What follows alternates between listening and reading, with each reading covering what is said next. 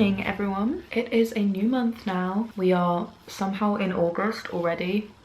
I say this every year, like I just don't know how time goes so quickly, but it has. That means that I have set myself a new TBR for this month, and in this video I want to try and get through a few of them. I actually have just finished the first one, which is A Man Called Ove called Frederick Backman. I was already like 2/3 of the way through this, I think, because I started it last year and then just never finished it because I was pretty bogged down with schoolwork, I think. Either that or because it was kind of depressing. Yeah, it's a really sad book. I actually cried at the end. I really enjoyed it. I thought it was really funny in like a dark way. It was also just really wholesome. If you're unsure what this book is about, it's about a grumpy old man who has lost his wife. Basically, he's trying to commit suicide, and that sounds really awful, and it is, but I promise you it's not written in like a graphic or incredibly sad way. That's what's good about this book. It's kind of light-hearted, a bit funny, because each time he's about to try and do it, he gets interrupted by something really silly, and then that just progresses and the community around him starts to not seem as bad. Even though the main character is such like an unlikable grumpy old man, he actually becomes super endearing and you end up really liking him. I really enjoyed it. I've rated it a 4 out of 5. I have been told that the movie is not very good though. If you have a completely different opinion, then please let me know. But yeah, I found a new author that I really like. I know Beartown off the top of my head is supposed to be amazing, so I might pick that up. Next, I feel like I need a little bit of a pick-me-up because that was quite sad. And out of my TBR, I think this could be a book that will pick me up a little bit. From what I've gathered, this is a lot about family drama, so it's not going to be a super happy romance or like fun teenage book, you know, but because it's set in summer, I feel like that might warm me up a little bit. Yeah, the other books on my TBR are still pretty intense. This might just have to be the one. I have had this book for a good 3 years. Yeah, I bought this when I lived in Belfast. It's about time I read it. I'll keep you updated along the way.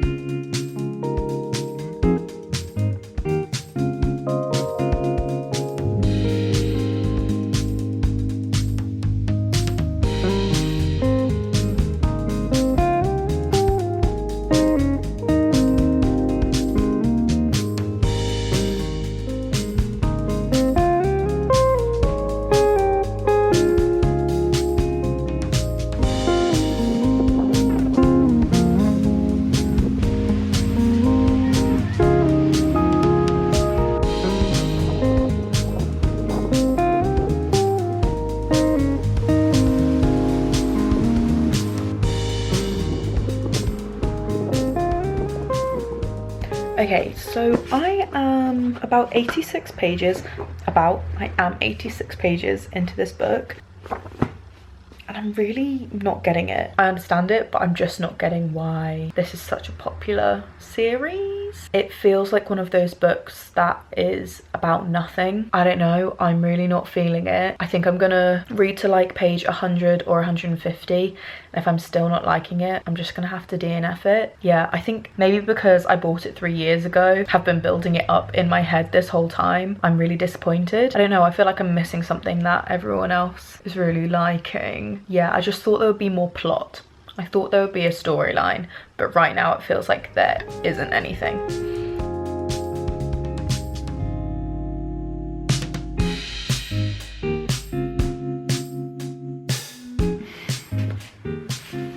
I don't want to finish this. I think I've messed up, and I think you were meant to start in autumn and then do winter, spring, and summer's the last book. I did read online that each book is like a standalone as well as being interconnected with the other ones, so I didn't think it would be such a big deal if I read this one and then the other ones. Partly my fault, but also, if I'm honest, I don't think I would enjoy this book anyway. I'm on page 140, and if by now I don't enjoy reading this book, I just want to stop. I can't finish it.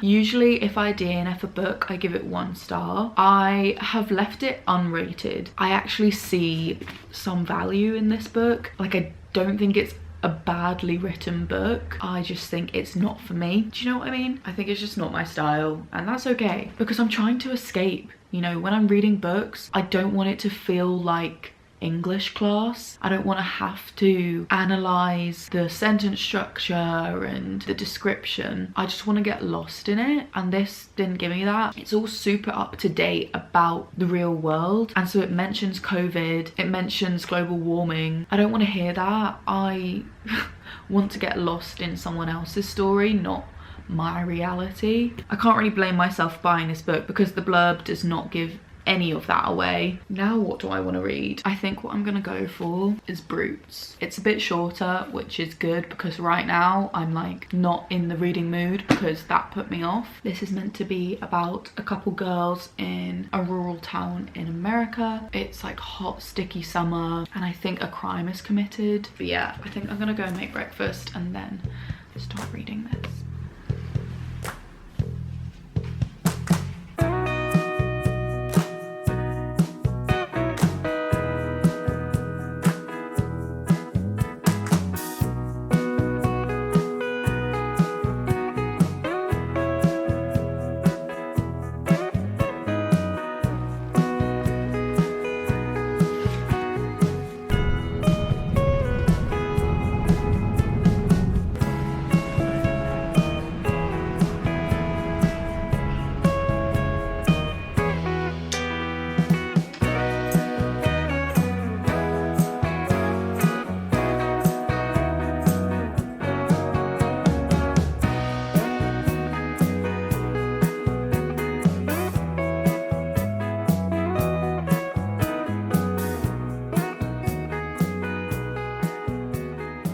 Good evening. It's like 10:30. Actually, it's 11:15. I am halfway through this book. It's definitely not as good as I thought it was gonna be. Maybe that's because it is a shorter book. You just can't get as much detail in it. I do like it, but I feel like I'm waiting. I really like a book that flits between 2 time frames. So this one is the present, which is when the girls are young, and then it flits to the future when they're adults, and then in the past one of the girls has gone missing and they're trying to find her. I'm still a bit confused, but yeah, I still like the vibes. Rural Florida, preacher's daughter kind of vibes. I am going to read a little bit more and go to sleep because I'm tired.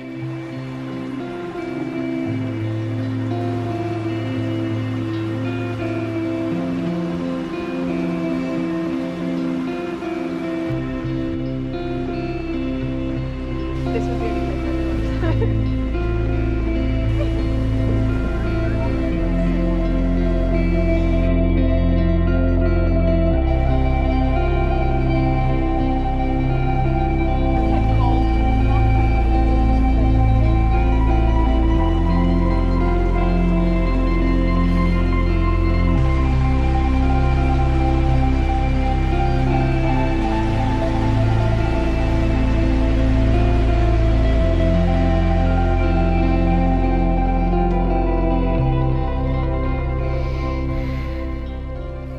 Good morning. I have finished this book. It took me a little bit longer than I thought because, to be honest, it's quite like a confusing book. When I first finished it, I rated it a 3, but then I started reading some kind of interpretations of the imagery and the metaphors in this, and I've upped it to like a 3.5, 3.75. But I did need help to understand it. It's actually a big group of girls, and each of them gets their own chapter. One of their friends has gone missing, and the whole town is looking for her, except for them, because they know something that everyone else doesn't know. They're being really sneaky about it all. What they are doing is just running around being little 13-year-old girls. It's so hard to explain because, to be honest, I don't really know what happened. I think the main thing about this is the lake. The lake is described as something kind of alive. I feel like the lake is reflective of what's happening to them. I would check the trigger warnings. It's quite horrible in parts, but it really did help afterwards when I read some other people's views to really open my mind. You only get the full experience out of this book if you do try and work out what a lot of the symbolism is. I think it is so much to do with being a woman or being a young girl and what the world expects from you, how they see you, and what they do to you. Yeah, it's quite horrible, to be honest. It says at the bottom, this book manages to bottle up that chaotic and messy feeling of girlhood.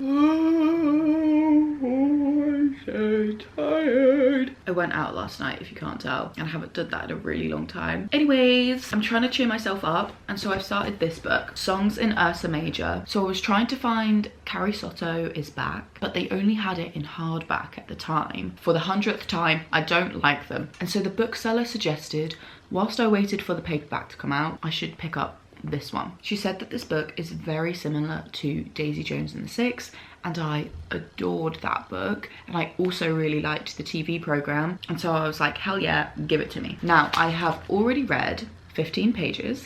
From what I'm seeing, it's about this very new band. The main vocalist is this girl with long blonde hair. She doesn't wear shoes on the stage. I didn't say it's set like in the 70s. I think it's just gonna be more sex, drugs, rock and roll, summer, hippie vibes, and yeah, it's kind of just what I need right now. Something a bit light-hearted after that intense book. I think I'm gonna be entertained, at least.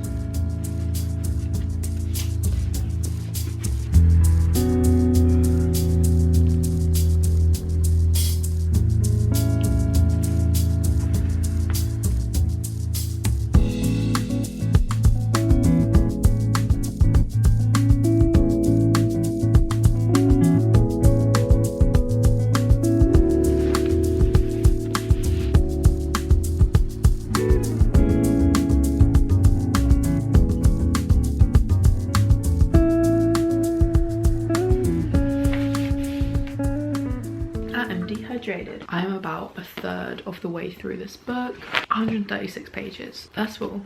I love this. My projection for what I'm gonna rate it is probably like a 4. As I predicted, I have now gotten to the sex and drugs part. It's definitely quite steamy.